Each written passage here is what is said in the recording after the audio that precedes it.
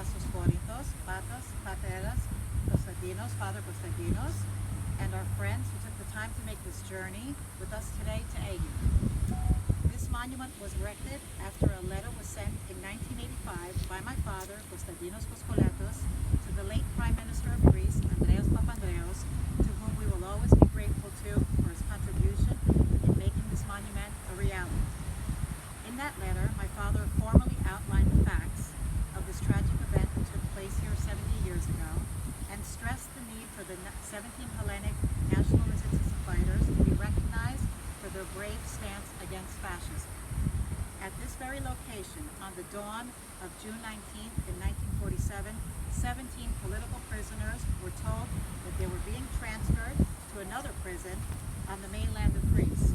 But as their unfortunate fate had it, the ruling fascist regime in Greece at that time instead had decided to show their allegiance and blind obedience to their allies and their foreign masters as part of a commitment to weed out the so-called leftists, communists, who had been wrongly labeled, when in actuality these men were a part of the Greek national resistance movement against Hitler's endeavors to conquer the world. In my father's quest to unravel the truth about the execution of his own father, Efthymios Coscoletos, in 1985, my parents and my aunt Georgia made the first trip here to Aegina, fully determined to find the exact location where this tragedy took place. Once they landed in Aegina, they got onto a bus and began idly asking the passengers if they had any knowledge of these executions back in 1947. Suddenly, an elderly man, who was about 85 years of age at the time, named George Dravenos, began hyperventilating, causing the driver to pull the bus over to the side of the road. It was then that Grandpa George, with tears running down his face, told everyone, "I was there. I witnessed these executions." It was a very dramatic and intense moment in time, which also led to Papu George physically taking my father and mother and aunt to the site and giving them the exact details of how this tragedy unfolded. With everyone's emotions at an all-time high, Papu George began narrating exactly how the executions took place. He said that he and another 4 men at around his age, who were about 30 years old at that time, were rounded up by the military police in their village of Mesarros in the middle of the night and were forced to come here to this here location while carrying picks and shovels, and were then ordered to begin digging somewhere over there on the hole.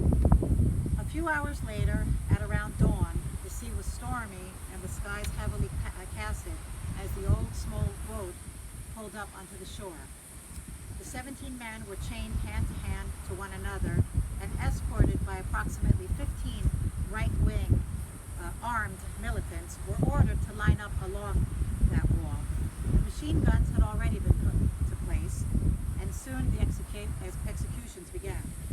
To make their ending as horrific as possible, their executioners were gunning them down one at a time, so that each one would have to watch the other of their comrades fall.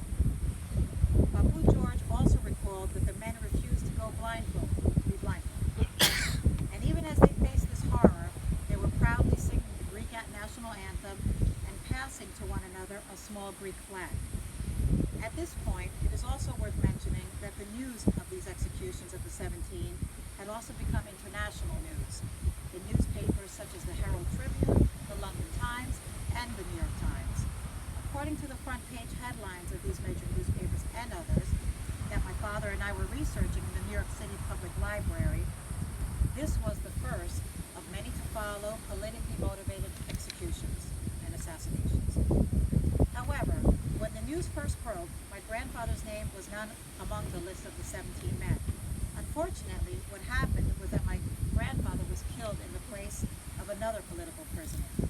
After many years of relentless research and investigating, the proper documents were finally presented to the Hellenic National Resistance Union, the RAF, and in 1990, my grandfather's name